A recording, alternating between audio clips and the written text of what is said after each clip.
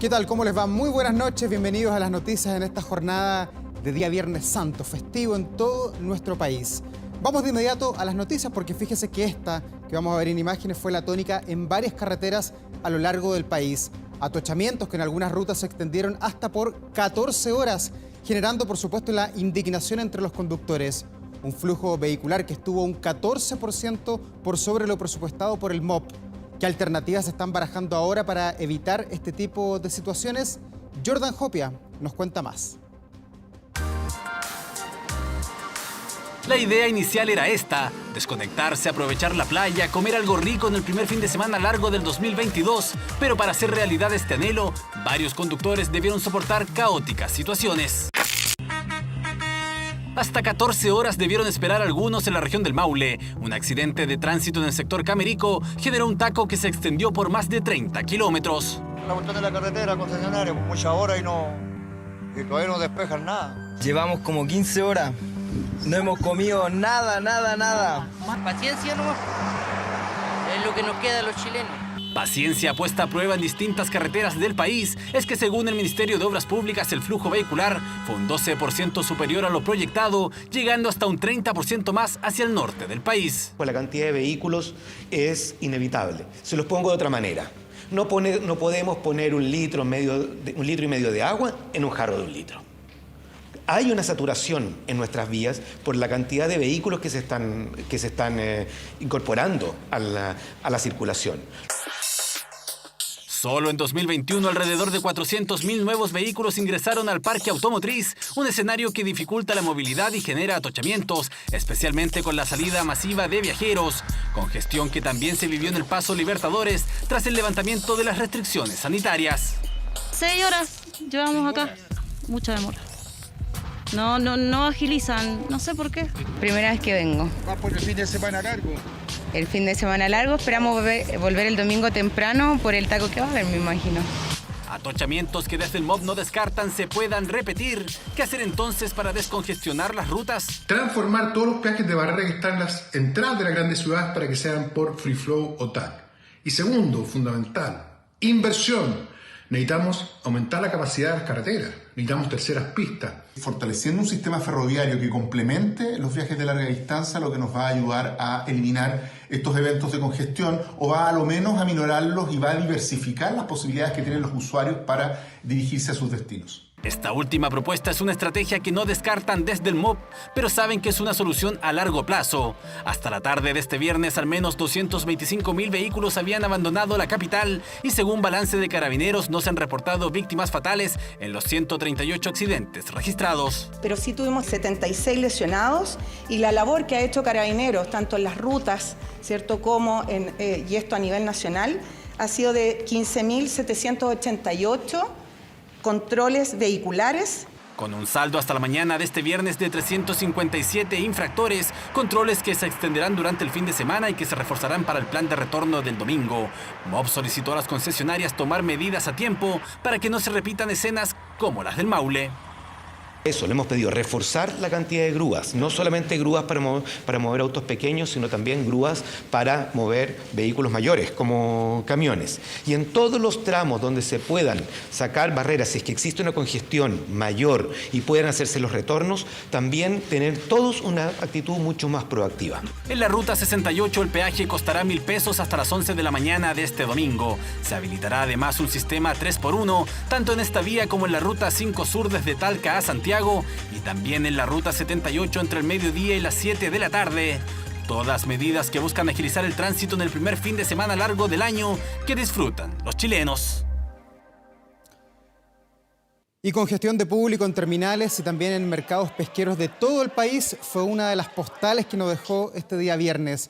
El primer fin de semana largo de este 2022 se sintió en diversos rincones de Chile con un incremento importante en el turismo. De hecho, el gremio celebró las cifras y también la flexibilización de algunas medidas sanitarias, como por ejemplo el uso de la mascarilla. ¡Grandiosa, oiga! ¡Parpulla, todo! ¡Vengan para acá, barato! Es el primero de los 6 fines de semana largo que tendremos este 2022 y había que aprovecharlo al máximo. Anoche llegamos Llegamos como a las 8, un taco enorme, así que pero igual, bueno venir a ver la familia, los nietos. Ya compramos ya marisco, está carísimo, pero igual hay que hacer un poquito por este día.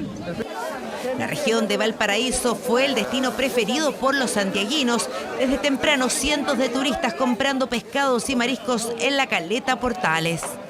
Oiga, ¿y qué platito va a preparar? Pescadito frito y ostiones a la parmesana. Uy, ¿no le sale caro con el pescado frito, con el aceite?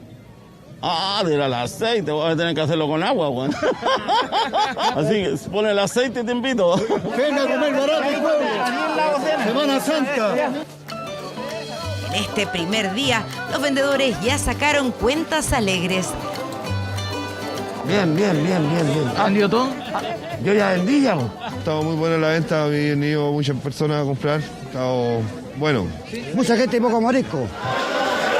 Panorama similar en el mercado central de la capital. Locura total por comprar productos del mar.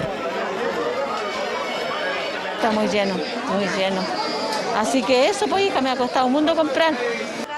Y además de mucha gente, hubo muchos reclamos respecto a los precios de los productos. El salmón a 15.000 pesos, la reineta a 5.000 y la merluza a 6.000. Está más caro el salmón, pero sí, igual yo creo que igual vamos a llevar. ¿Cómo ha visto los precios? Carito. Compré 40 lucas y la otra vez se compraba 20 nomás, me salió 40 ahora. ¿Se nota en el bolsillo? Se nota, sí, buen poco, pero hay que darse un gusto. Alta afluencia de público también en el sur del país. Nosotros somos de aquí de Temuco y hay mucha gente. Desde ayer que ya está como un poco colapsado el Temuco porque anda demasiada gente. Como todos los años, pues normal que estas fechas que haya harto público. 3 días de Semana Santa que activan el turismo. A Viña del Mar volvieron los argentinos sorprendidos de que este fuera el primer fin de semana con opción de no usar mascarilla al aire libre. Sí, nosotros hace tiempo que ya no usábamos mascarillas al aire libre. En el mundo hace rato que la mascarilla dejó de usarse. Aire limpio, bueno, yo soy de Olmué, del campo, y allá yo también los espacios abiertos trato de andar un poquito sin mascarilla. Cuando en espacio abierto absoluto, que estoy a más de 1 metro, 2 metros, sí ando sin mascarilla. Pero cuando hay, no sé, pues nos juntamos con amigos a conversar todos juntos, en lo personal, me pongo la mascarilla, el resto no está ni ahí. Nosotros por mi parte, nuestra familia, mi polole, todo, queremos seguir con el uso porque queremos protegernos, queremos estar bien ante todo.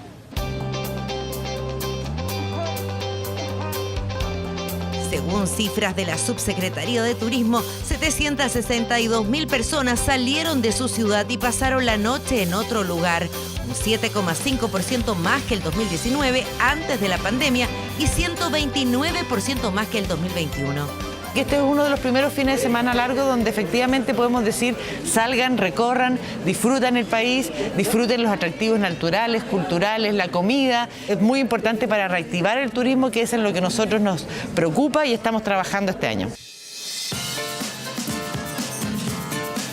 También hubo reactivación en los viajes al extranjero. Paquetes por una semana a países de Sudamérica fueron los más vendidos. Como Argentina, Perú, Brasil, Colombia y por supuesto un aumento muy significativo contra el año pasado porque nos encontramos en un escenario totalmente distinto. En lo que va de este año quedan 13 feriados, varios caen sábado o domingo, así que habrá que esperar hasta el martes 21 de junio, porque ahí muchos podrían tener un fin de semana extra largo si se convierte el lunes 20 en un ansiado día sándwich. Y vamos a otras informaciones porque durante la mañana de este viernes un automóvil explotó a solo metros del Palacio de la Moneda. Un hombre habría llegado hasta la Alameda donde detonó un cilindro de gas, lo que provocó un incendio de su vehículo. El hecho gatilló la activación de protocolos de seguridad y el siniestro debió ser apagado por el carro lanzaaguas.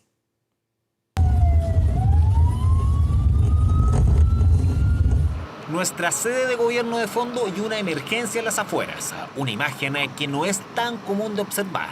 Pasadas las 7 de la mañana, un sujeto llegó en su vehículo y se estacionó en plena Alameda frente al Palacio Presidencial.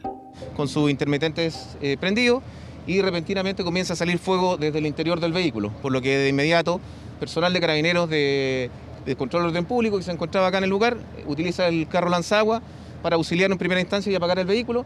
Luego Bomberos fue alertado de la situación, por lo que con sus especialistas controlaron la emergencia y ayudaron a la persona que estaba al interior del automóvil. Bomberos procedió a hacer la maniobra de extracción y extricación del vehículo para retirar a la persona que se encontraba dentro lesionada. Se encontraba con un alto porcentaje de su cuerpo quemado, siendo atendida y trasladada por el Servicio de Salud Metropolitano. La víctima permanece en la ex posta central, donde no está en riesgo su vida, pero sí tiene graves lesiones que están siendo tratadas por los médicos. Pero la primera pregunta que realizaron los equipos investigadores, ¿cuál sería el origen de esta situación? La información que mantenemos nosotros solamente sería la persona que se encontraba en el interior del vehículo. En este momento, personal especializado de carabineros se encuentra trabajando en el lugar, así que también va a ser el trabajo con personal de bomberos. De acuerdo con las primeras investigaciones, el incidente no tendría relación con un hipotético ataque al Palacio de la Moneda. No se descarta un accidente o una acción motivada por problemas personales del protagonista de esta historia. Se encontraron restos de un cilindro, y lo cual también está siendo periciado por el Departamento de Investigación de Incendios. Un hecho que provocó alarma en el perímetro de seguridad de la Moneda, pero que rápidamente fue controlado por carabineros. Y revisamos noticias internacionales porque a causa de la propagación de Omicron y sus subvariantes, la ciudad de Shanghái sufre la peor ola desde la originada en Wuhan hace ya más de 2 años. La desesperación ya comienza a apoderarse de sus habitantes, ya que ni los insumos ni tampoco los servicios de atención están dando abasto. Calles completamente vacías en una de las ciudades más grandes de China. Son cerca de 25 millones de habitantes en total confinamiento. Así luce Shanghái.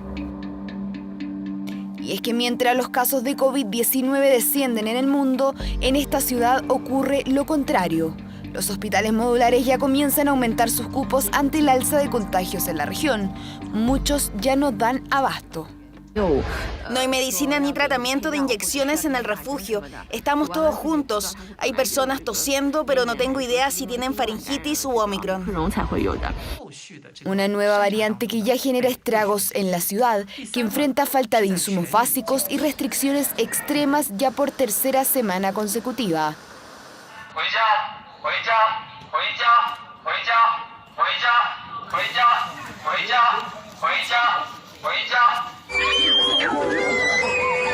Se han multiplicado imágenes de enfrentamientos entre la policía y los ciudadanos, que se ven obligados a abandonar sus hogares, ya que las autoridades están convirtiendo algunos edificios residenciales en centros de cuarentena para encontrar espacio a los más de 20.000 casos nuevos por día que registran. Los lugares claves son aquellos donde se reúne mucha gente. Deben entender que no pueden reunirse y además debemos preocuparnos de limpiar aquellas superficies como manijas de puertas, timbres y buzones. Una subvariante de Omicron que ha provocado un alza de casos en países como China, Reino Unido y Estados Unidos. En el Reino Unido coincidió con un aumento de casos y empezaron a detectar esta subvariante, por lo tanto hicieron la asociación de que sería debido a eso y por lo tanto sería más transmisible. Subvariante más transmisible que no ha dejado indiferente a Shanghái. ¿Pero a qué se debe el rápido avance del virus en este lado del mundo? Lo que ocurre es que si usted no controla contagio en grandes centros demográficos, como podría ser la China, la India, es que la replicación del virus empieza a ser más imperfecta y eso es lo que genera una variante. De hecho, por la alta circulación de las subvariantes de Omicron es que se generó otra cepa que las mezcla y que fue bautizada como XE. Ya hay casos reportados de XE en Brasil y recordemos que la primera ola asiaga del 2021, antes de la Delta, fue la cepa de Manaus, que fue letal y esa apareció en Brasil, digamos. La movilidad de las personas es tan amplia que perfectamente puede llegar, ahora además abrieron las fronteras, así que eso es una posibilidad absoluta. Actualmente Chile registra cifras en descenso, pero podría verse afectado por el impacto de una nueva variante. Estamos preparados en el sentido de que tenemos un porcentaje alto de personas vacunadas. Sin embargo, faltan varios miles de personas que debieran recibir la tercera y la cuarta dosis y que no lo han hecho, y eso es un punto importante también que está pendiente. Lo cierto es que no debemos bajar la guardia y que el control de la movilidad será clave. Mientras tanto, territorios como Shanghái siguen sufriendo los peores efectos de la pandemia, que si bien ha bajado sus números, todavía no termina. Y de regreso aquí en nuestro país, una milagrosa salvada protagonizó un joven padre que llevaba en brazos a su hijo de tan solo 10 meses en la avenida Colón de Talcahuano. Gracias a su rápida reacción, evitó que ambos fuesen atropellados por un auto fuera de control. Todo esto quedó registrado en una cámara de seguridad. Observe bien este registro. Una milagrosa salvada de este joven padre y su bebé cuando caminaban por la vereda de Avenida Colón en Talcahuano. El auto accidentado venía fuera de control desde la pista de buses, loca carrera que terminó al impactar violentamente 3 vehículos de la automotora del lugar. En dirección al centro de la comuna de Talcahuano habría perdido el control del vehículo, cambiando su trayectoria, la cual habría finalizado cuando este impacta con 3 automóviles de propiedad de una automotora que se ubican en el lugar, evitando, por supuesto, atropellar peatones en el lugar.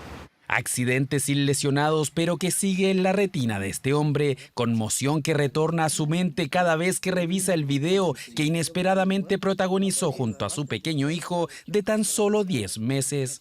Un milagro, porque momento de yo ver hacia atrás y ver el auto encima, porque ni siquiera fue que yo miré y recién fue yo cuando yo miré tenía el auto encima ya. El auto ya venía descontrolado hacia mí y ahí fue como que atiné a correr. En este cruce de la comuna Puerto los vehículos suelen pasar a una alta velocidad, pero el instinto de padre fue más rápido ante esta emergencia. Con un pequeño corte en el labio superior, o sea, algo leve. El momento de yo socorrerlo, abrazarlo, cuando pensé que el auto iba a pasar por encima. Los vestigios del accidente continúan esparcidos en esta transitada intersección, mientras que el conductor del auto siniestrado deberá esperar la citación del Ministerio Público. Tenemos antecedentes de testigos, los cuales fueron antecedentes que fueron puestos en conocimiento del tribunal respectivo. No mantenemos personas lesionadas, no tenemos certeza aún a raíz de las pruebas que se le hizo de alcoholemia si conducía bajo los efectos del alcohol o no.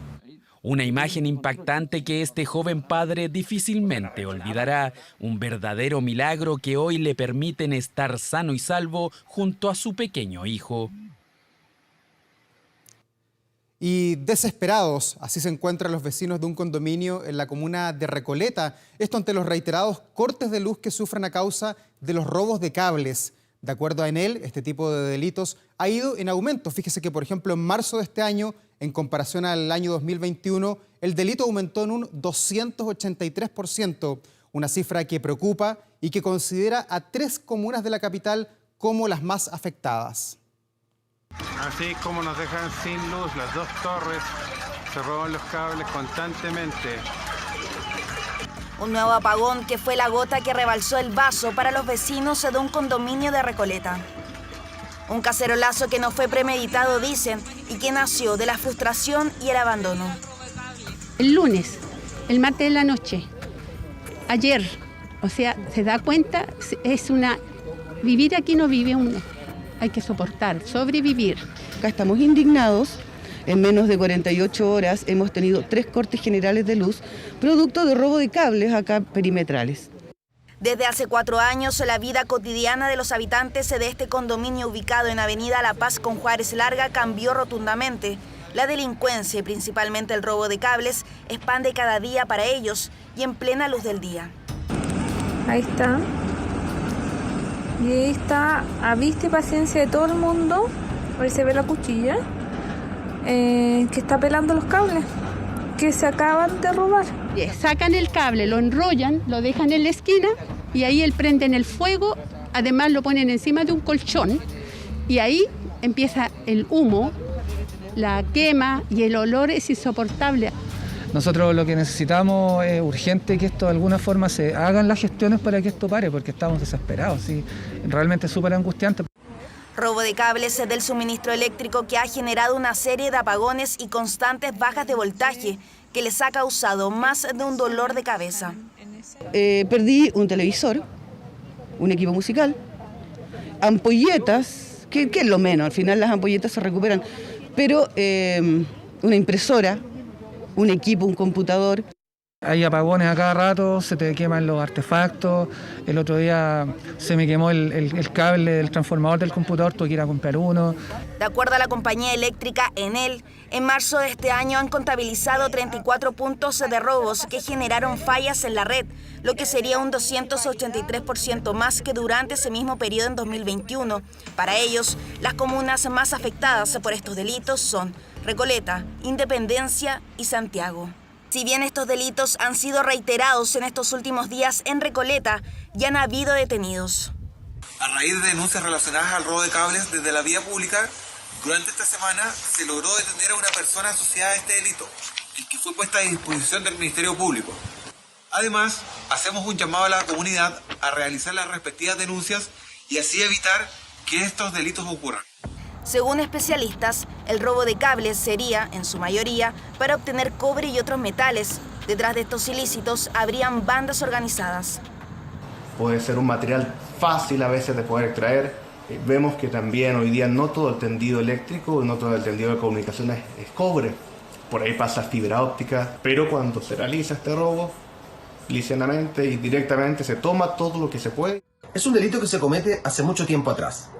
Debemos saber que estamos en presencia de organizaciones criminales. Las penas a las que se exponen estos delincuentes son bajas y la recompensa económica es alta. Por tal motivo, este negocio para ellos es altamente rentable. Los vecinos esperan tener soluciones pronto, por lo que llaman a las autoridades competentes a hacerse cargo para volver a disfrutar del sector tranquilamente. Desde la Superintendencia de Electricidad y Combustibles, en tanto, indican que la ciudadanía puede reclamar por artefactos quemados en su página web.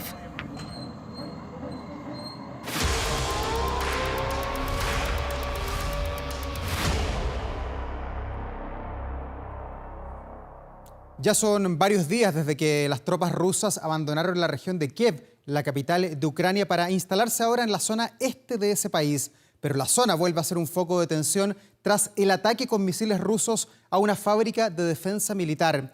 Bombardeos que el Kremlin ya ha dicho podrían aumentar en los próximos días.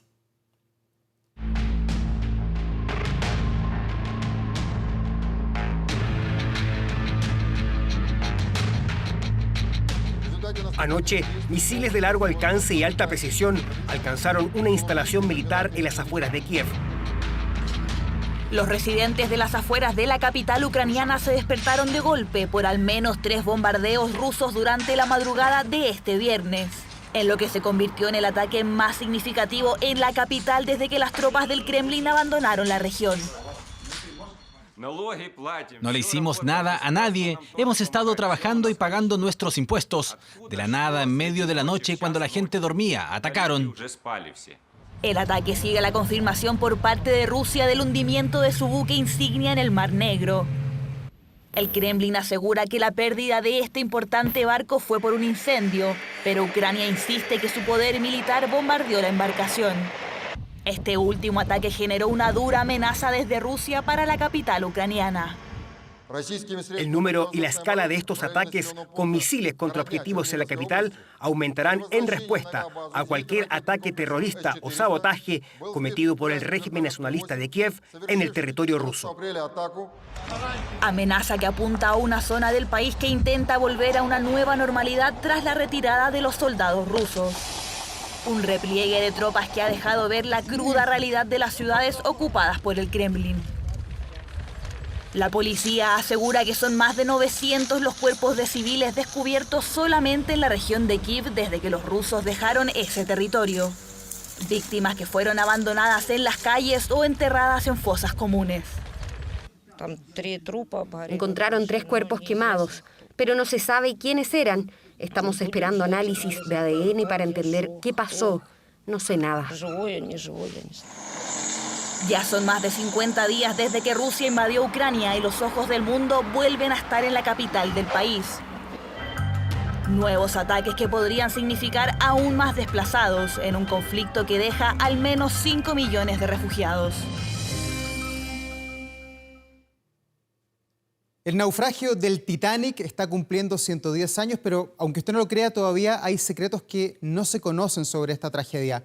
Por ejemplo, le cuento, ¿sabía que un bombero de la ciudad de Concepción iba en el barco? O que, por ejemplo, un chileno, se casó con la viuda de un hombre que estaba a bordo. Luis Soto nos cuenta los detalles inéditos del Titanic. 110 años han pasado de aquella fría noche de abril en el Atlántico Norte.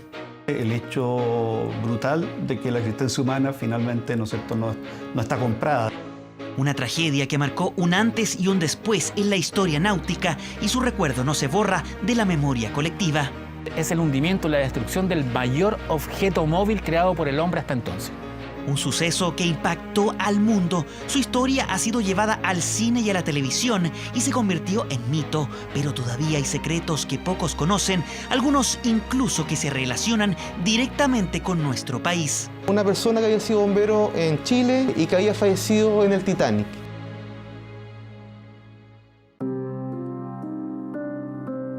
¿Qué pasó exactamente? No nos queda más remedio que confiar en los libros de historia, ya que en 2009 falleció Milvina Dean, la última sobreviviente del Titanic. La embarcación fue construida entre 1909 y 1911 por la empresa británica White Star. Llegó a ser el barco más grande del mundo. Inglaterra estaba ostentando quién tenía su poder oceánico, su poder sobre los mares, su poder sobre el Atlántico, que era el océano que realmente importaba a esta época imperial. Era principalmente un modo de demostrar que el poder de la civilización británica se expandía mucho más allá de cualquier limitación. El Titanic era el segundo barco de una línea que prometía revolucionar el mundo. Primero fue el Olympic y en construcción todavía estaba el Britannic. Los tres transatlánticos tenían prácticamente las mismas características, aunque tenían una particular curiosidad. Los buques de la White Star Line, a la cual pertenecía el Titanic, necesitaban solo 3 chimeneas y se puso la cuarta para no verse menos que la competencia. Pero la cuarta chimenea del Titanic no era útil. De hecho, la cuarta chimenea se usó como bodega. El 10 de abril de 1912, el Titanic comenzó su viaje inaugural desde el puerto de Southampton, en el sur de Inglaterra, con destino a Nueva York. Como dice el dicho popular, en todos lados siempre hay un chileno. Aunque no precisamente un compatriota, en la lista de pasajeros del Titanic se encontraba un bombero de Concepción, una historia de la que se conoce poco, pero que guarda una estrecha relación con nuestro país. Hay un registro, que es el libro mortuorio, donde queda registrado el nombre de todos los bomberos que han fallecido como bomberos, su año y en qué lugar. Y efectivamente uno iba al libro y decía, Emilio Mangiavacchi, voluntario Cuarta Compañía de Concepción, falleció en el Titanic. La pregunta es, ¿cómo llega un bombero de Concepción al Titanic? Es una historia que comienza a inicios del siglo pasado. Hacia 1905, producto de la crisis europea, aparece por acá una migración italiana de Módena. A la ciudad penquista llegó a probar suerte un hombre de 25 años llamado Emilio Serafino Mangiavacchi. Pero los años que estuvo acá fueron fructíferos porque se asoció a la compañía de bomberos, la número 4, ya que era frecuente que los extranjeros se hicieran miembros de la compañía de bomberos, que es una tradición antigua en Europa y aquí estaban haciendo. Fue una persona activa, él ocupó los cargos de teniente tercero en un periodo, teniente segundo en 2 periodos y teniente primero en 2 periodos. Su último registro de asistencia en la compañía data de 1904. Luego de eso se radicó en Nueva York. De hecho, volvía a su casa tras un viaje a Europa cuando compró un ticket de segunda clase en el Titanic. Con el paso de los años, diversos documentos acreditan la veracidad de esta historia. Hubo algunos voluntarios que se interesaron más en el tema y empezaron a averiguar. Llegaron a registros históricos, en los archivos de la región de Toscana. Y ahí en esos archivos decía que había una persona que había sido bombero en Chile, en Concepción, en la Cuarta Compañía, y que había fallecido en el Titanic. Los medios de la época describían al Titanic como un barco imposible de hundir. La noche del 13 de abril, la visibilidad era escasa y la tripulación no pudo advertir que se acercaban a un iceberg. La capacidad que tuvo el Titanic para poder moverse más fácilmente y poder esquivar el impacto de un iceberg gigantesco fue menor que lo que tenían otras estructuras. A las 0 horas del 14 de abril, el transatlántico ya había golpeado el enorme témpano de hielo. 2 horas después, el barco se partía en dos. Como pudimos ver en la película de James Cameron, y eso hace que el casco se divida mientras baja los 4 kilómetros hacia el fondo, hacia las profundidades del mar, y se reparta por un área muy, muy grande. Por eso costó tanto encontrarlo. Murieron casi 1.500 personas de las 2.200 que iban a bordo. El coronel estadounidense Archibaldo Gracie sobrevivió a la tragedia, pero falleció 8 meses después debido a severas complicaciones de salud. Su viuda, la danesa Constanza Schack, quedó en bancarrota y buscó rehacer su vida. En el año 1923 conoce a un conde chileno, descendiente de italianos, pariente según él de los papas de la época. Se trata de Humberto Aguirre, con quien se casa en 1925, pero el matrimonio solo dura 1 año. El chileno no era conde, tampoco tenía dinero. Todo era mentira, incluso fue acusado de agredir e intentar robar las joyas de su esposa. Tiene que volver a Chile escapando porque está denunciado ante la justicia y se viene a Chile haciendo en realidad lo único que sabía hacer, que es lavando platos. Él no trabajaba en la Embajada de Chile en Estados Unidos. Nunca se supo más de él, pero sus mentiras quedaron registradas en la prensa estadounidense. A 110 años del hundimiento del Titanic, todavía hay secretos, anécdotas y mitos que rodean al naufragio más recordado de la historia, con vínculos incluso con nuestro país. Y después de la historia del Titanic, volvamos a la actualidad del año 2022, porque mientras la gran mayoría de los estudiantes regresó a clases presenciales, otros niños están realizando toda su escolaridad a través de colegios virtuales, cuyas matrículas crecieron exponencialmente durante la pandemia. De hecho, estos organismos ahora están luchando por un reconocimiento del Ministerio de Educación. Mire. Paz se olvidó del uniforme, la mochila y levantarse a las 6 de la mañana. Sus clases comienzan a las 9 en su pieza. Tiene 13 años, está en primero medio. Sexto básico fue el último curso que hizo en un colegio tradicional. Me siento más segura porque estoy en mi casita, como que sé dónde estoy, me siento segura, así como que estoy yo y ya no me desconcentro tanto. Tiene 4 horas de clases obligatorias y eso le permite hacer otras actividades. La autonomía es la clave. En un sistema en el cual el alumno es el principal ente que tiene que tomar la responsabilidad. Creo que en eso aporta muchísimo al desarrollo de la autodisciplina y se asemeja mucho más a lo que es hoy día la vida real. Hace 13 años, Rodrigo y Jimena, una pareja de profesores, retiraron a sus hijas de la educación tradicional porque no tenían tiempo para compartir en familia. Montaron una plataforma y les empezaron a enseñar en casa. Con esa misma plataforma, hoy 38 profesores educan a más de 200 alumnos en Chile y en el extranjero. Ellos ven literalmente cada clic que tú haces en la página. Si tú entras en así como PDF, tarea, cuestionario, ellos ven lo que hiciste, por cuánto rato te quedaste ahí.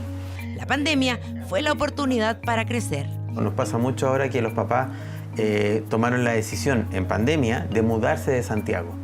¿Qué pasa? Que ahora cuando tienen que volver al colegio los chicos, ya no dependen de estar cerca de un colegio, sino que basta con que tengan una buena conexión a internet, la misma conexión que tiene el padre para poder trabajar, que es la que ocupan los chicos para poder estudiar. El temor al COVID de algunas familias fue otra oportunidad para ellos. La presencialidad con muchos alumnos dentro del colegio, dentro del aula, se produce. O sea, conocemos casos de colegios en que han tenido 5 o 6 casos de profesores con COVID en la primera semana. Y eso los papás también prefirieron tomar distancia y esperar más tiempo. Evelyn vive en Puerto Varas, es la directora de un colegio online con 1000 alumnos de todo el mundo que tiene su casa matriz en Estados Unidos. 400 de esos estudiantes son chilenos, aprenden en inglés y en español con videos, teoría, juegos y práctica. Cuando ellos detectan sus errores, aparece la figura del tutor. Le hace una clase personalizada al alumno, no al grupo curso. Se dirige al alumno y le dedica el tiempo necesario para cerrar o llenar todos los vacíos, y esto se complementa con tutores en línea que el alumno tiene disponible durante toda la jornada. Se puede preguntar al profesor donde hay llamada, videollamada o simplemente chat y te pueden atender. Los profesores explican muy bien, por lo tanto se entiende mucho más la materia. Giselle tiene un hijo de 10 años con altas capacidades que se frustraba en un colegio tradicional. Por eso buscó la alternativa de la educación en línea, que además es mucho más económica que un colegio particular. Todo el tiempo tenía que esperar, callarse, no tenía que levantar más la mano, que tenía que dejar que todos participaran, que no podía adelantar tampoco si algo le parecía interesante en el libro de clase. Son cerebros, como te digo, que procesan la información distinta y pierden toda motivación. No existe un registro oficial de cuántos son los colegios virtuales que funcionan en Chile, ya que para obtener el reconocimiento deben contar con un sostenedor, tener reglamentos administrativos de convivencia escolar y tener un espacio físico para desarrollar el modelo educativo. Las instituciones que ofrecen estos programas de formación en línea no tienen reconocimiento oficial, no son propiamente una escuela. Lo que hacen estas instituciones es preparar a los estudiantes para rendir exámenes libres. Este sistema está muy reconocido en Estados Unidos y eso es un problema que hoy día yo creo que todavía necesitamos acá en Chile mejorar, ir hacia allá. Hola, buenas tardes. La falta de interacción social es otra desventaja, aseguran los expertos. El contacto físico con los pares es sumamente importante para el aprendizaje, sobre todo en los primeros años de escolaridad. El hecho de restarse de esa posibilidad del contacto físico, del abrazo, del encuentro con un otro, de la experiencia física también de vivenciar un espacio, de observar, de analizar situaciones, es irreemplazable. Una pena que ya no pueda verlo. Ya no hablo tanto con mi antiguo amigo. Pero igual ya hice una amiga. Pocas, pero hice. Ella está todo el día hablando con ella. Claro, no están frente a frente, pero están conectadas. Y hoy día esa es la forma como hoy día ellos se están comunicando. Tú tienes compañeros, tienes 30 compañeros, pero tú no eres amigo de los 30 compañeros, igual que en el trabajo, ¿te fijas? Si yo le tengo 5 amigos con los que se dé vuelta en la semana y son sus amigos del alma, la verdad es que doy por satisfecha esa necesidad. Por eso a los padres que tomen esta opción se les recomienda ofrecer otras actividades sensoriales para que no pierda la experiencia real de tener amigos. Hoy se están viendo los resultados de la falta de sociabilización en los últimos 2 años, poca tolerancia y violencia ante el más mínimo desencuentro. Y con la publicación en el Diario Oficial, la acupuntura pasó a ser formalmente una prestación de FONASA. ¿Cómo será la cobertura y cuáles son los requisitos para acceder a este beneficio? Mire. Nosotros aquí estamos estimulando puntos específicos que van a ser parte de un sistema de canales por donde fluye esta energía, y al estimular nosotros con esta aguja generamos una especie de reacción del cuerpo. Una serie de ideas, muchas veces preconcebidas, suelen rondar a esta y otras terapias. Ideas que, según los propios pacientes, desaparecen cuando ven sus beneficios. Nosotros generamos un alivio con este tipo de tratamiento gracias a no a analgésicos ni sustancias químicas externas, sino que utilizamos lo propio del cuerpo para regular eso. Alivio, ¿cómo? Te deja tranquila, pero sentí mucha energía que recorre en el cuerpo. Una terapia complementaria basada en la energía como motor de todo, fuera y dentro del cuerpo. Clave en la medicina tradicional china porque ayuda a tratar el dolor. Y aunque en Chile el dolor crónico es considerado un problema de salud pública, acceder a esta terapia no era fácil. Hasta ahora, porque desde marzo la acupuntura es prestación FONASA. El propósito principal de lo que hemos estado luchando es para que todas las personas de escasos recursos o que no tienen el recurso de comprar o ir a una sesión que normalmente está desde los 20.000 o 25.000 pesos, que pueda acceder a este tipo de salud. Incorporarla al sistema de salud chileno no fue fácil. La discusión partió en 2006, cuando recién se buscaba reconocer la existencia de la acupuntura. Se logró, hubo avances y retrocesos hasta hoy, que se consigue el hito, darle un código que permita acceder a ella con bono. se sentaron todos los actores y fueron los propios acupunturistas quienes mostraron evidencia, explicaron cuáles eran los tratamientos que se hacían habitualmente y tenemos este tremendo logro que sin duda es un hito. La cobertura variará según el nivel en FONASA que tenga el paciente y el profesional que elija, de la salud o técnico de profesiones auxiliares de la salud. Por ejemplo, en nivel 1, si el valor de la sesión es de 6.770 pesos, cubrirá un 50% y el aporte del beneficiario será el otro 50%. También habrá requisitos. Podrán acceder a la prestación solo pacientes mayores de 18 años que presenten dolor musculoesquelético crónico o dolores oncológicos y siempre se exigirá orden médica. El paciente, cuando quiere tener una sesión de acupuntura, tiene que ir a un médico para que el médico le certifique que efectivamente tiene una patología musculoesquelética y le va a dar un número de sesiones, que en este caso van a ser 10 sesiones, extensible a 4 más. Con eso, el paciente podrá atenderse en cualquier lugar que esté acreditado en acupuntura, con un terapeuta también registrado en la Superintendencia de Salud. Recomiendo mucho a la gente que lo haga, que se atreva y eso, que lo pruebe. ¿Cuántas sesiones llevas? Esta es la primera y siento que ya no voy a necesitar más. Una alternativa efectiva para múltiples enfermedades que hoy estará más cerca de esos pacientes que buscan una solución a su dolor.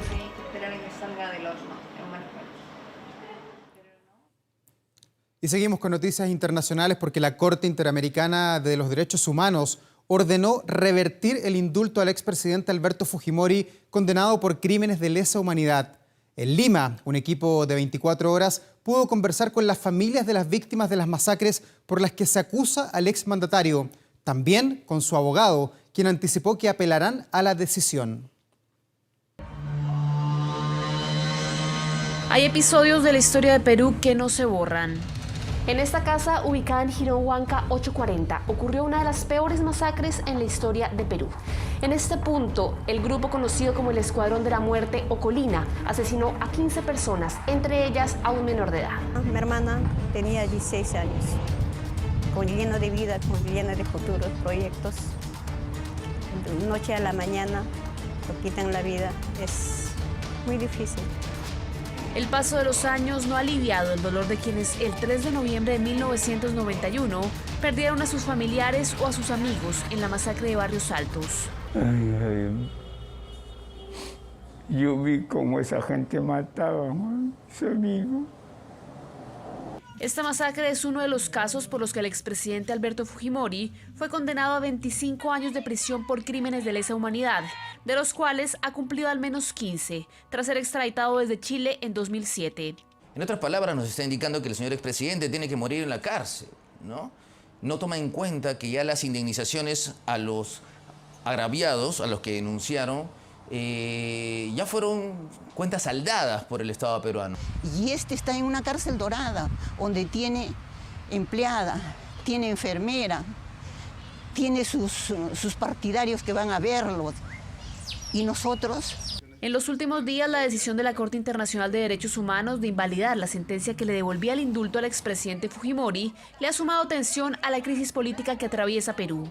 ¡Chino, te quiero! ¡Por eso te defiendo! Hemos recibido esta noticia con muchísimo dolor por lo que le están haciendo a nuestro padre. Un dolor que para las familias de las masacres cometidas durante el gobierno de Fujimori se ha transformado en una lucha de décadas por justicia. Tenemos 30 años con esta historia que no termina y que al final nos revictimiza y nos sigue hiriendo porque nos damos cuenta que no todos los ciudadanos somos iguales en este país. Pero qué mejor demostración de amor hacia él es buscándolo y es ser su voz. Carmen es hermana de Armando Amaro, uno de los 9 estudiantes asesinados en la matanza de la Universidad de La Cantuta. Ocurría en 1992. Hace 30 años, un grupo de paramilitares llegó a esta universidad. Secuestró a 9 estudiantes y un profesor, a quienes después torturó y asesinó. Esta universidad, ubicada a las afueras de Lima, era considerada un centro de adoctrinamiento guerrillero, pero las investigaciones arrojaron que ninguno de ellos tenía vínculos con organizaciones terroristas. En entrevista con 24 Horas, la defensa de Fujimori aseguró que su indulto humanitario tiene que ver exclusivamente con el estado de salud crítico en el que se encuentra el exmandatario. Vamos a luchar hasta el final y vamos a, por todos los medios, a reivindicar su nombre y que se pueda lograr que el señor expresidente pueda estar con su familia, con sus nietos, con sus hijos, porque lo merece. Pero ellos lo tienen, señorita, su padre en su casa, prácticamente su casa, porque ellos van a cada que les da la gana van a visitarle a él. Sus correligionarios van a visitarla. Y sin embargo a nosotros, ¿quién nos dice nada? Esta señora ya está viejita, que se vaya a descansar a su casa. Nadie. El destino judicial del expresidente Fujimori ha sido uno de los focos de tensión permanente en el Perú, que se suma a los desafíos que enfrenta Pedro Castillo, más interesado en resolver los escándalos de su propio gobierno que en la suerte del expresidente que más ha marcado la política peruana en las últimas 3 décadas.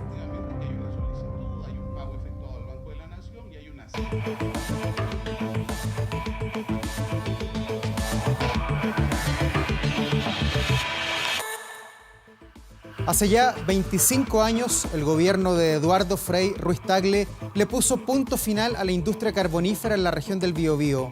El cierre de Lota, debido a los altos costos productivos, provocó un masivo despido de mineros y el fin, además, de una era gloriosa para nuestro país. Hoy en Archivo 24 recordamos el último día en la mina. Por condiciones naturales, este carbón tiene defectos de calidades. No podemos aguantar, digamos, que la gente se deje sin trabajo. La medida es absolutamente irrevocable.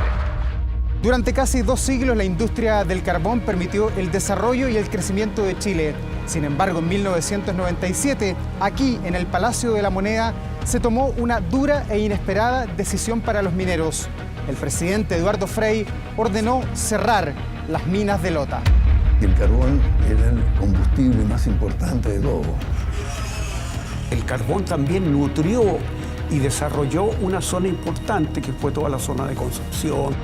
Era un carbón de muy mala calidad. Le propusimos al presidente Frei que no había otra alternativa que cerrar. Cerrar Lota ha sido una de las decisiones más duras que he debido tomar durante mi mandato.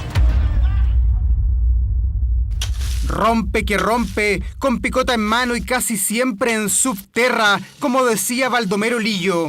Así trabajaban los mineros del carbón, los que enfrentaban cara a cara el mineral y durante décadas ofrendaron su salud para extraer el diamante negro.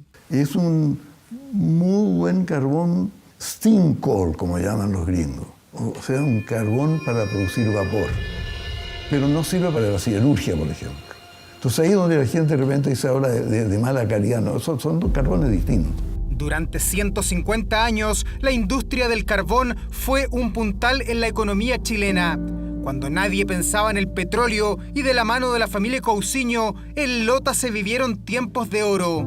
El carbón movía trenes, barcos y encendía las industrias, además de permitir la generación eléctrica. En los pabellones ya los conocíamos desde niños. A medida de que nuestros abuelos iban agotándose en la mina, iba saliendo un nuevo contingente que éramos nosotros los mineros. A raíz de esta misma planta, en Lota se instaló el primer sistema de teléfono, las primeras líneas de alta tensión. O sea, en el fondo todo el desarrollo industrial empezó en el país, en esa zona. El fin de la Segunda Guerra Mundial disminuyó la demanda carbonífera. Ahí comenzaron los problemas que década tras década se fueron acentuando. Los rumores de cierre comenzaron a ser permanentes. Y todos los días tiene que bajar a la mina con esa preocupación. Todos los días bajamos con la preocupación de esa. Incluso hasta las mujeres están preocupadas. Nosotros dependíamos de la mina. De tal manera que cuando anunciaron de que se iba a reducir la mina, me sentía desorientado, qué sé yo. Los golpes fuertes en el Biobío comenzaron a principios de los años 90. Cientos de trabajadores fueron despedidos y los rudos mineros fueron reconvertidos en peluqueros. El plan fue un fracaso y la ciudad se llenó de estilistas sin clientes. Rechazamos categóricamente el intento de imponer la reconversión en el carbón. Ningún trabajador debe ser despedido o presionado a renunciar. El problema que tenemos es que la gente que se ha retirado anda vagando afuera, como se dice, porque no tiene fuente de trabajo. Con la reconversión, la gente que se ha retirado, ya hay gente que no tiene ningún peso y de la reconversión no hay nada. El problema fue el siguiente, que aquí se dijo vamos a tener recursos para capacitar a la gente para los mineros que salgan de la mina. Pero la capacitación a que accedieron no era para actividades que demandaba el mercado. Ya en esos años, extraer una tonelada de carbón en Lota costaba 4 veces más que en cualquier parte del mundo. El negocio era inviable. La mina estaba perdiendo 30, 40 millones de dólares al año. En esa época, el año 96, era mucho recurso. No había ninguna posibilidad de extraer carbón a precios ni siquiera cercanos a lo que eran las mejores minas del mundo, lo que eran los costos, el precio de mercado. La empresa nacional del carbón, Enacar, solo conocía de números rojos cuando el 16 de abril de 1997 el presidente Eduardo Frei Ruiz-Tagle decidió cerrar el histórico pique de Lota. No eran viables desde el tiempo de la dictadura. Y la dictadura no se atrevió. Y Eduardo Frei se atrevió. Cerrar Lota ha sido una de las decisiones más duras que he debido tomar durante mi mandato. No hacerlo habría sido un acto de irresponsabilidad que los propios mineros del carbón habrían tenido que pagar más temprano que tarde. Tristeza, pena. Por la pena. Claro, lógico, porque todos deseamos trabajar, todos deseamos tener una fuente de trabajo. Los mineros fueron sorprendidos y decidieron reaccionar de manera inmediata. Nuestra intención es caminar por las calles de Santiago, estar en un lugar lo más cercano a la moneda en donde se tomó la decisión del cierre, porque ahí es donde tienen que darnos respuesta a nuestros problemas sociales. Yo creo que el anuncio del cierre desde la mina fue inesperada, tanto para los sindicatos como para los trabajadores. Y lógicamente que vamos a hacer todo lo imposible porque hacer respetar nuestro derecho. Eso implica ir a la capital y mucho más. Si mis dirigentes dicen que ellos vayamos a Santiago, tendríamos que ir a Santiago. Si es que hay que ir a morir, se va a morir ya, pero en busca de algo. A Santiago partieron los dirigentes. Allí, durante varias jornadas, negociaron una salida al conflicto. Consiguieron que muchos mineros, maltratados por el día a día, respirando la toxicidad del mineral, jubilaran a los 45 años y otros se reconvirtieran aprendiendo nuevos oficios y colaborando en obras públicas. Nos hemos hecho respetar dignamente y llevamos el compromiso de velar por la esperanza de nuestro hijo, porque también está presente, compañero, nuestro deseo de que Lota siga viva y que Lota siga desarrollándose, porque necesitamos que este pueblo no se convierte en una segunda salitrera. De los 1.100 mineros despedidos, 200 que son mayores de 45 años o tienen más de 18 en la empresa recibirán un puente de jubilación para una pensión anticipada. ¿Quieres seguir trabajando? Sí, pues somos jóvenes y con lo que nos da el gobierno, más o menos, ¿no? Y tengo una posibilidad de trabajar de mecánico, de lo que sea, total. De trabajar. Lo importante es trabajar. Los planes de emergencia aún se mantienen en Lota. Hay más de 6.000 personas acogidas a este sistema que es vital en una ciudad con una alta cesantía que alcanza el 11%. Lo que sí está en deuda y que fue una falta de prolijidad, yo diría, de acción administrativa y política, tiene que ver con el desarrollo de Lota ofrecido en su oportunidad. No había otra alternativa. Esto hubiera costado muchas vidas si hubiéramos perseverado, porque con la operación de Lota, Carvile y Curanilahue, porque eran minas que ya estaban al final de su vida útil. Además, el carbón era un carbón de muy mala calidad, tenía un alto contenido de azufre. No se podía usar solo ese carbón, había que mezclarlo. Como el carbón producía poco, digamos, los sueldos y los salarios en general no eran espectaculares, eran ni comparados con lo de la minería del cobre, por supuesto. En toda esta historia, el chiflón del diablo es protagonista. En 1904, Baldomero Lillo se internó allí para retratar la explotación de los mineros, las miserias de un trabajo muchas veces inhumano y la pobreza de las familias que vivían a costa del carbón. Baldomero Lillo rompe, digamos, esa tradición o inicia la tradición de la literatura social y en cierto sentido de denuncia. La realidad que él cuenta es, te provoca ese rechazo, esa vergüenza incluso, de cómo podía haber gente trabajando de lunes a sábado 12 horas diarias, en condiciones misérrimas, y gente que difícilmente pasaba de los 30 años de edad. Tal como Lota y Schwager, el futuro de Curanilahue y Lebu también estaba decidido. En el 2008 apagaron sus chimeneas y pusieron fin a la pujante industria del carbón. Fueron largos años de vida subterránea. Los afectos, las desapariciones de aquellos compañeros que ya no están con nosotros, se extrañan mucho. Después del cierre de Lota y otros yacimientos de la región del Biobío, la minería del carbón reapareció en la región de Magallanes. Allí operó hasta el año 2019 la llamada Mina Invierno, la que finalmente fue paralizada por una decisión judicial, poniéndole punto final a la era del carbón en nuestro país.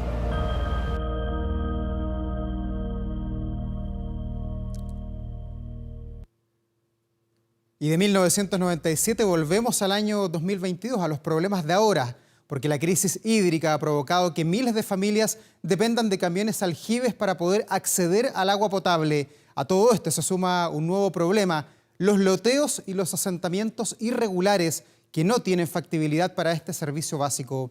De hecho, la demanda es tal que municipios y también la ONEMI solamente están entregando 50 litros diarios por persona. Más de 10 años de sequía enfrentan vecinos de zonas rurales de la comuna de Santa Cruz. Los pozos ya se secaron y la única manera de obtener agua potable para sobrevivir es mediante camiones aljibes. Osvaldo es uno de los conductores de estos camiones y dice que la cantidad de personas afectadas crece cada día. Están secas las norias y las vertientes también. Se les secaron a ellos, por eso. Tienen que cuidarla nomás, pues. Y nosotros le dejamos, a algunos le dejamos 1.000, 2.000 litros. Una vez a la semana llega a estas zonas rurales para entregar en promedio 2.000 litros de agua por familia. La señora Berta Manríquez reúne todos los recipientes de la casa y destina cada uno de ellos para lavar ropa, la preparación de alimentos y también los baños. Mucho lo agradezco, porque imagínense nosotros sin una gota de agua. Las dos vertientes que habían están secas como aquí este suelo. Ya, voy a dejar este acá, se entra con uno. El sobrino de Berta le ayuda a trasladar los baldes con agua a la cocina y nos muestra las llaves del lavaplato que lucen como un recuerdo de aquellos años en que sobraba este recurso. No hay agua, ¿ves? Porque se secaron las vertientes. ¿Se secaron? Sí, no hay 0 gotas, ni siquiera húmedas. Pero además de la sequía, acá en la región de O'Higgins hay otras dificultades de acceso al agua. Estamos en la precordillera de San Fernando y aquí la principal dificultad es en muchos loteos que no tienen la factibilidad de agua potable y por lo tanto todos los días tienen que recibir camiones aljibes. Estos vecinos del sector de Puente Negro tienen problemas legales con sus propiedades. Dicen que compraron confiando que tendrían agua, sin embargo no pueden acceder a este servicio básico. Lo que pasa es que aquí estos terrenos están en litigio. Entonces es como, mientras no tengamos el rol unitario de cada terreno, no nos ponen agua. La familia de Marisol Riquelme recibe 350 litros semanales por cada miembro de su familia, es decir, poco más de 2.000 litros en una semana para las 5 personas que viven en la casa. Dice que el agua simplemente no alcanza. He estado 4 días sin agua y 2.000 litros que nos dejan a veces no nos alcanza, porque usted tiene que lavar, que el baño, que la ducha, y nosotros aquí vivimos como 5 personas. Las bañadas son justas y necesarias. ¿Cuánto? 5 minutos, yo estoy retando a los chiquillos. El servicio de agua lo paga el municipio y la ONEMI, quienes también enfrentan dificultades. Cada camión aljibe puede abastecer a solo 10 casas, por lo que debe regresar en varias oportunidades a San Fernando para recargarse de agua, es decir, puede recorrer hasta 100 kilómetros diarios para brindar el servicio a unas pocas familias. Un problema que enfrentan varios municipios del país ante la creciente presencia de asentamientos ilegales y sobre todo parcelaciones en zonas rurales que no tienen acceso a servicios básicos. El agua la pagamos nosotros. Si no mejoramos la ley y permitimos estas construcciones irregulares, este avance de parcelaciones sin contar con la factibilidad de agua potable, a lo menos que puede hacer el Estado es preocuparse de darles una solución sanitaria como corresponde. Una dura realidad que viven muchas familias del país golpeadas por la sequía o sin factibilidad de agua potable para sus viviendas, quienes dependen de un camión aljibe para sobrevivir.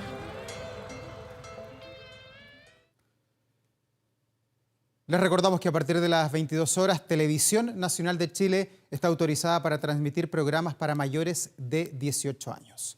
Y seguimos con las noticias, con noticias internacionales, porque después de 2 años, el Vía Crucis volvió al Coliseo en la ciudad italiana de Roma. Unos 10.000 fieles acogieron al Papa Francisco para seguir con este rito, uno de los más importantes en la Semana Santa y que, recordemos, debió ser suspendido en los 2 años anteriores debido a la pandemia y también las restricciones sanitarias. El Vía Crucis, que simboliza la persecución de los primeros cristianos, se desarrolló hasta casi la medianoche. Este año transcurre además con la guerra de Ucrania como telón de fondo. De hecho, una de las estaciones por las que pasó la cruz estuvo protagonizada por 2 mujeres, Irina y Albina, una ucraniana y otra rusa, que trabajan juntas en un hospital de Roma. Esta elección, en todo caso, enojó a los ucranianos, quienes se opusieron a proyectar lo que vieron como la idea de una reconciliación mientras la ofensiva rusa no se ha detenido en Ucrania. Escuchemos parte de lo que esta mañana indicó y entregó al mundo el Papa Francisco. Permite que los adversarios se den la mano para que prueben el perdón mutuo. Por favor, desarma la mano alzada por un hermano contra un hermano para que la concordia pueda brotar de donde ahora hay odio. Y siempre en Europa, fieles católicos se reunieron para orar frente a la Catedral de Notre Dame en París debido al Viernes Santo, un día en que además están conmemorando los 3 años desde, usted se acordará, el masivo incendio que destruyó gran parte de esta emblemática infraestructura. La misa comenzó poco después del mediodía, atrayendo a cientos de personas bajo la sombra de una grúa y también de los andamios que cubren esta iglesia luego del incendio ocurrido en el 2019. El siniestro provocó el derrumbe del techo y también la aguja del monumento gótico, aunque los bomberos lograron salvar el campanario principal y también los muros exteriores, así como reliquias y también obras de arte que tienen un valor que es simplemente incalculable. La famosa catedral reabrirá, se espera, en el año 2024, según las promesas que ha hecho el presidente, que además está en campaña, el presidente Emmanuel Macron, quien durante esta jornada hizo una pausa para la segunda vuelta del próximo 24 de abril y quiso estar compartiendo con la gente ahí en Notre Dame. Macron recorrió el sitio y habló con quienes están a cargo de este proyecto de restauración que está en pleno desarrollo.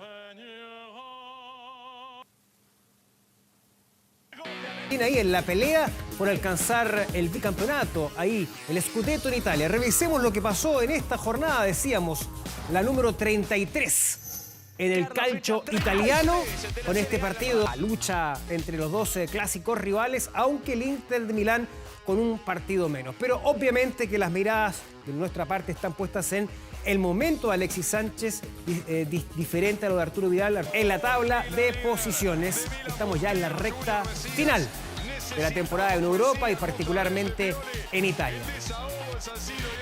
Nos alegramos porque Ben Brereton ha vuelto al gol después de la lesión, de su paso por la selección, la crítica de su entrenador. Bueno, anota el 1-0 del Blackburn Rovers sobre el Petersburg. Lamentablemente fue derrota del equipo de Blackburn Rovers. Ahí está Brereton, minuto 77, parecía que se encaminaba a la victoria. Esto es por cierto, en el torneo de la Championship, la segunda categoría en el campeonato británico, y Brereton, que ha vuelto al gol. Marriott provocaba la derrota del Blackburn Rovers, que está octavo en el campeonato con 63 puntos. Ahí se ha ido quedando en el campeonato, justo coincidió con la lesión de Brereton, su ausencia, este bajón futbolístico de Blackburn Rovers. Ha comenzado el campeonato también, una nueva fecha de la primera división. Unión Española es el único líder del torneo. Los goles a la vuelta de este pequeño corte.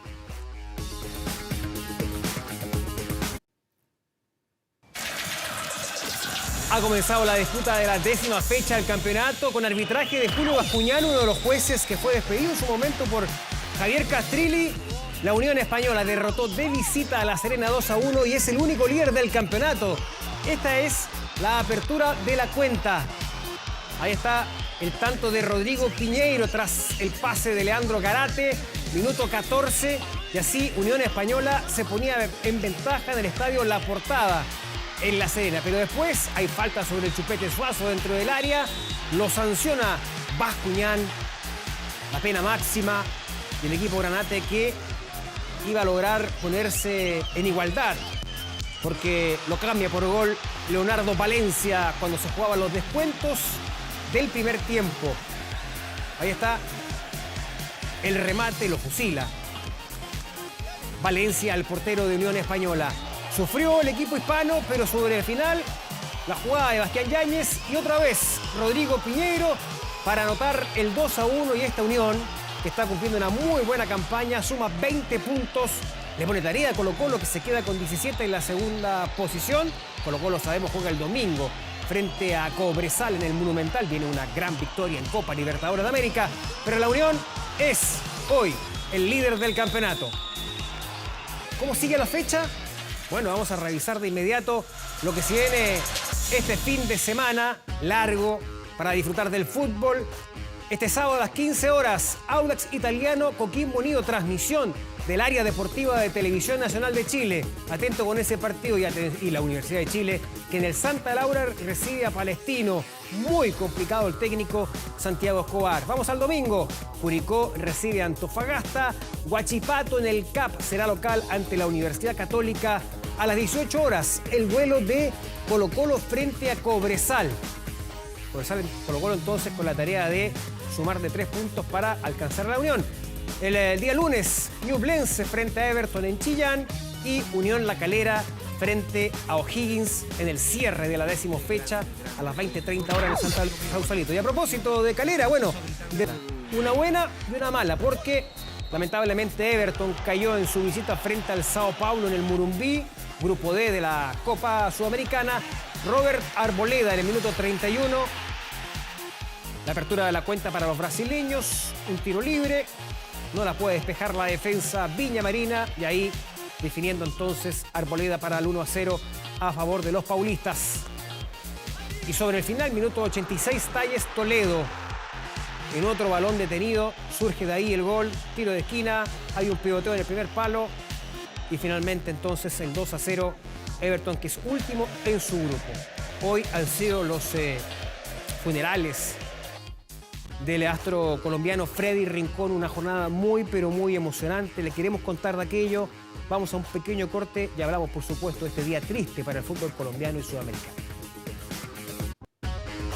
Día triste para el fútbol colombiano, para el fútbol sudamericano, porque se ha hecho la despedida del gran futbolista Freddy Rincón, el autor del gol más emotivo que recuerde ese país. Con esta información yo me despido, pero después siguen las noticias.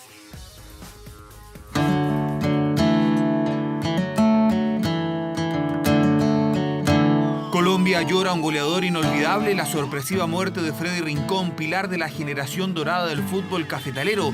Golpeó duro a ese país y a su natal Buenaventura en el Valle del Cauca. Le decían el coloso al delantero de 1,94 m que estuvo en el Real Madrid y Corinthians, aunque su legado estará vinculado para siempre al gol más emotivo que recuerda el fútbol colombiano. Para Rincón, Valderrama, otra vez para Rincón. Atención, Rincón, Rincón, Rincón, Rincón, Rincón. Rincón para poner la alegría en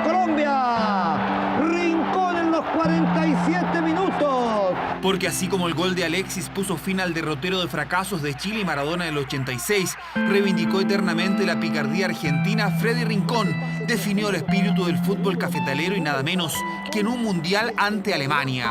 ¡Colombia, Dios mío! ¡Colombia!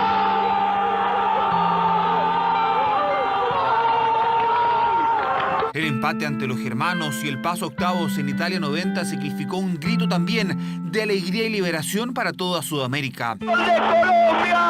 Hermano colombiano, trepate a un árbol. Anda a gritar, anda a gritar, anda a festejar. Salió de un libro de García Márquez. ¡Colombia! ¡Colombia!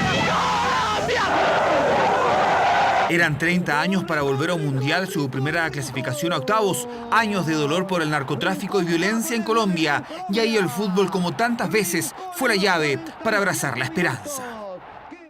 Y así han pasado las décadas, 32 años específicamente, y ese gol sigue estremeciendo a un pueblo.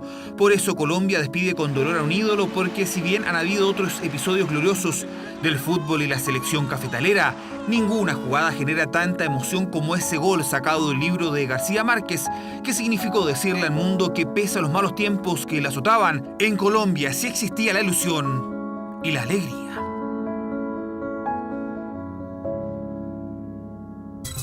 ...24horas.cl.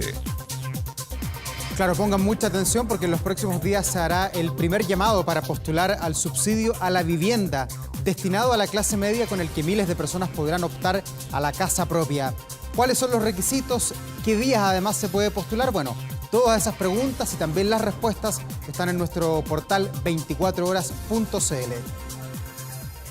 22 horas con 30 minutos. Gracias por informarse aquí en 24 horas. Ya viene la última parte, la parte final de Jesús de Nazaret, acá en la pantalla de TVN. Que estén muy bien. Buenas noches.